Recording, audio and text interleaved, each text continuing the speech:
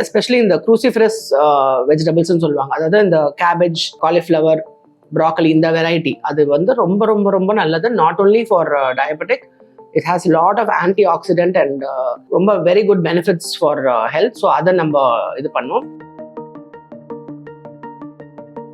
ரைஸுக்கு ஆல்டர்னேட்டிவாக நீங்கள் வந்து சம்பா ரவை, சம்பா கோதுமை, இல்லைனா பக்வீட் அப்படின்னு சொல்லுவாங்க. இந்த மாதிரி நம்ம வந்து ஆல்டர்னேட் பண்ணிக்கலாம். சுகர் டயபெட்டிக் இருக்கவங்க மத்தியானம் ஒரு வேளை நீங்கள் வந்து ரைஸ் சாப்பிட்ருக்குங்க. உங்கள் தட்டில் ரைஸ் கம்மியாக இருக்கணும், கீரை, கூட்டு, காய்கறி நிறைய இருக்கணும். காய்கறிங்க ஆக்சுவலாக ஒரு நாளைக்கு டயபெட்டிக் பீப்புள் 1/4 கிலோ வரைக்கும் காய்கறிகள் சாப்பிடணும்னு சொல்லிட்டு ரிசர்ச் சொல்லுது. நான்வெஜ் நீங்கள் வந்துட்டு லீன் மீட்னு சொல்கிறோம் இல்லையா, சிக்கன், ஃபிஷ் ரொம்ப நல்லது. Eggs, especially egg whites. Sugar, diabetic, cholesterol, இந்த 3 பேருமே கூட்டு கலவனிங்க. ஒன்று வந்துடுச்சுன்னா இன்னும் 2 வந்து சேர்ந்துக்க பார்க்கும்.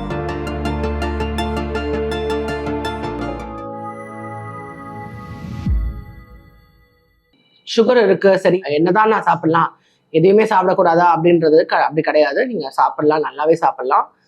மோஸ்ட்டாக இந்த கிட்னி பீன்ஸ், இந்த பீன்ஸ் மாதிரி இருக்கு இல்லையா, கிட்னி பீன்ஸாக இருக்கட்டும், பிளாக் பீன்ஸ், அதுவும் ரொம்ப நல்லது. உங்களுக்கு டக்குன்னு உங்களுக்கு இதுவாக இருக்கணும் அப்படின்னாக்கா மண்ணுக்கு மேலே வளர்ந்த பொருட்கள் இருக்கு இல்லையா, அதாவது இந்த ladies finger, cabbage, cauliflower, broccoli, beans, கொத்தவரங்காய், காராமணி, சொரக்காய், இந்த நீர் காய்கறிகள் சொல்கிறோம் இல்லையா, சொரக்காய், சவ், பொடலங்காய், பீர்க்கங்காய், இதெல்லாம் ரொம்ப நல்லது. எல்லா கீரையும் ரொம்ப நல்லது. இதெல்லாம் சாப்பிடுங்க. எஸ்பெஷலி இந்த க்ரூசிஃபரஸ் வெஜிடபிள்ஸ்ன்னு சொல்லுவாங்க. அதாவது இந்த கேபேஜ், காலிஃப்ளவர், ப்ராக்கலி, இந்த வெரைட்டி அது வந்து ரொம்ப ரொம்ப ரொம்ப நல்லது. Not only for diabetic, it has lot of antioxidant and ரொம்ப very good benefits for health. So அதை நம்ம இது பண்ணோம். கேல் அப்படின்னு சொல்லுவாங்க. கேல் அப்படின்னு அந்த ஸ்பினச்சோட வெரைட்டி தான், அதுவுமே வந்து ரொம்ப நல்லது. ஃப்ளாக் சீட்ஸ், சியா சீட்ஸ், இதெல்லாமும் நம்ம வந்து நல்லா ஆட் பண்ணிக்கலாம். உங்களுடைய அந்த ரைஸுக்கு ஆல்டர்னேட்டிவாக நீங்கள் வந்து சம்பா ரவை, சம்பா கோதுமை, இல்லைனா பக்வீட் அப்படின்னு சொல்லுவாங்க. இந்த மாதிரி நம்ம வந்து ஆல்டர்னேட் பண்ணிக்கலாம். சுகர் டயபெட்டிக் இருக்கவங்க மத்தியானம் ஒரு வேளை நீங்கள் வந்து rice சாப்பிட்ருக்குங்க.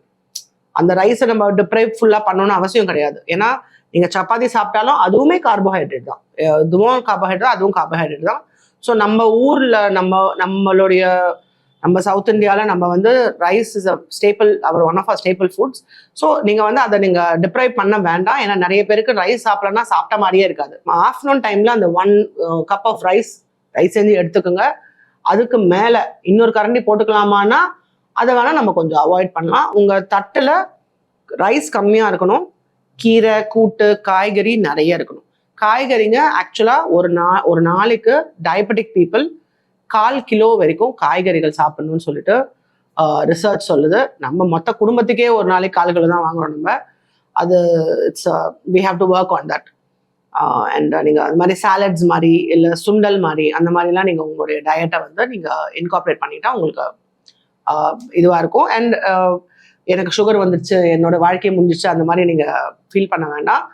You can make your food interesting. இப்போது நமக்கு நிறைய நம்மளுடைய ஃபிங்கர் டிப்ஸில் நமக்கு எல்லாமே இருக்குது. நீங்கள் வந்து இது மாதிரி ஈஸி பிரேக்ஃபாஸ்ட், அந்த மாதிரி குட் ஃபார், அது மாதிரி நீங்கள் போட்டு பார்த்தீங்கன்னா உங்களுக்கு நிறைய ஆல்டர்னேட்டிவ்ஸ் இருக்குது. நீங்கள் அதை போட்டு பார்த்தா விதவிதமாக சமைச்சு நீங்கள் நல்லா சாப்பிட்லாம். You don't have to be சோகமாக டிப்ரைவ்டாக நீங்கள் வந்து இருக்கணும்னு அவசியம் கிடையாது. என்ன சக்கரை சாப்பிடக்கூடாது அவ்வளோதான். பட் அதுக்கு ஆல்டர்னேட்டிவ் எவ்வளவோ நம்ம பண்ணலாம். அதெல்லாம் நீங்கள் பண்ணி ஹெல்த்தியாக இருங்க. எஸ்பெஷலி ஈவன் நான்வெஜ் நீங்கள் வந்துட்டு லீன் மீட்னு சொல்கிறோம் இல்லையா, சிக்கன், ஃபிஷ் ரொம்ப நல்லது. Eggs, especially egg whites. கொஞ்சம் எல்டர்லியாக இருக்காங்க அப்படின்னா அந்த மஞ்சள் கருவை எடுத்துட்டு, ஏன்னா அவங்களுக்கு கொலஸ்ட்ரால் இதெல்லாம் வந்து யூஸ்வலாக டயபெட்டிக் அப்படி இருந்தாங்கன்னா அந்த 3 பேர் இருக்காங்க. யார்?